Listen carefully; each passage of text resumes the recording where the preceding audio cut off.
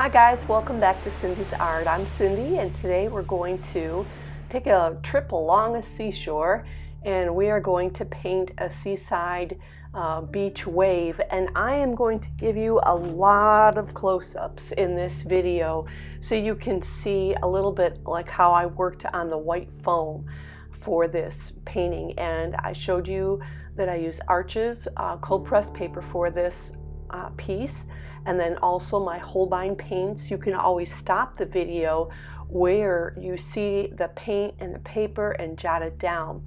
So I did a very light sketch on this wave on my paper, just a little bit of pencil. And then I'm using one of my quilt brushes just to wet down the paper. And when I wet my paper, I wet it down, I let it dry slightly, I wet it again, and I let it dry slightly. Excuse me, and if I want to, I'll wet it one more time. When the paper is nice and wet, the color is going to bleed, and that's what you're seeing right now. That water is running on the paper, and that's what I want initially. I'm going to add in my light colors, my dark colors, and I'm working on the wave. But when you see a wave towards the beach, it always has that yellow sandy color at the bottom of it, and that's why you've got that yellowish color in there too.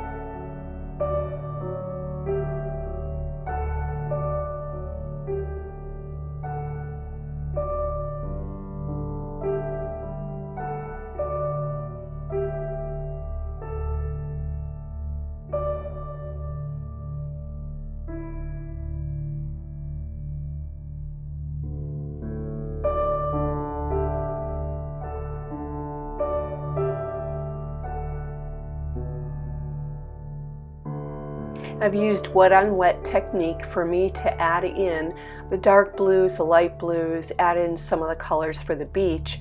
And then I'm taking a brush that's got a little bit of paint on it, not much water, and I'm just scraping it along where I would like to have some of this deeper blue where the shoreline kind of dips off into the water. So this is a different technique, and the brush that I'm using is really good for being able to bend it. I can twist the hairs and make leaves for trees. So right now I'm just using a very light touch and scraping it. Even though this canvas is wet, I'm scraping it and adding in touches of paint.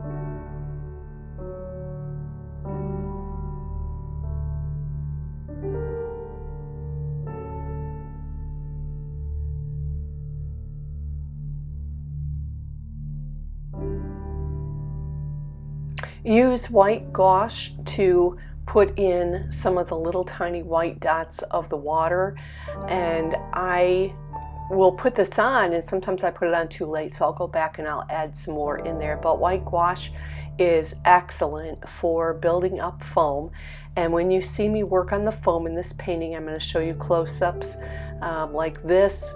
And I'm going to use dry brushing, which is a little water in my brush, and I've got enough paint on there that I can scrape it, literally scrape it. And when you watch me work on this, you're going to see these dots. It's like, where are those dots coming from? That's the texture of the paper. So I'll use a very fine tip to make fine lines, and then you'll see me turn my brush and I will scrape it across the paper. And foam is foam. Just be sloppy with it. Put some paint on your brush and then go where some of the foam is all splashed up, and just take your brush and kind of scrub it on there, and it creates a really neat foamy look to it. It doesn't have to be perfect, but we do need to practice our technique so it looks pretty awesome.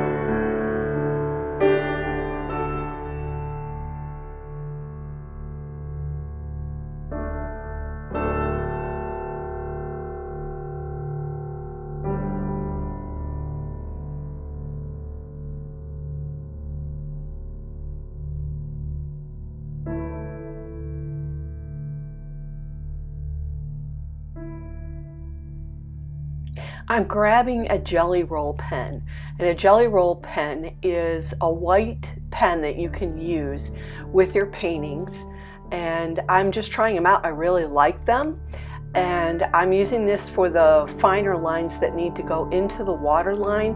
I really like the way those look, so I don't mind adding some extra detail in. What I would suggest is paint, and then take a break, take a second, put the painting away from you in a room, I throw mine on the floor and take a look at it. I just need the distance so I can see what I think it needs or what I want to add to it.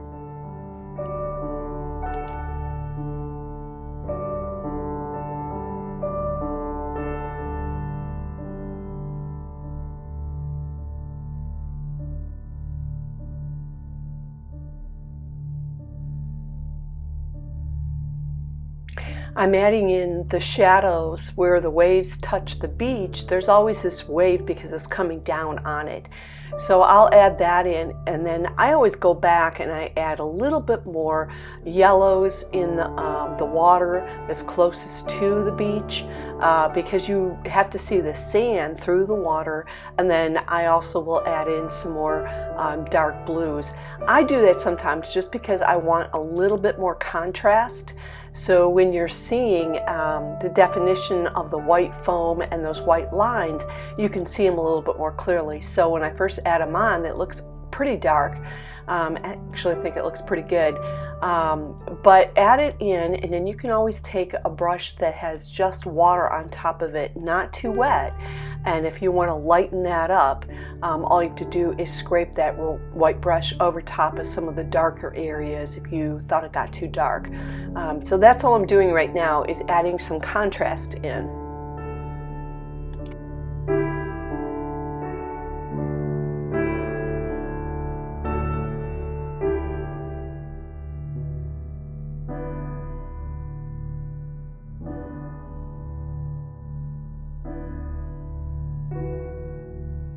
So I'm coming to the end of this painting. I hope these close-ups helped you. Let me know what you need to work on relative to ocean waves, the beach, and I'll see if I can provide some more close-ups. I would love to see your work. You can show that to me on Instagram, and be sure to reference me as the artist that you worked off of and the video.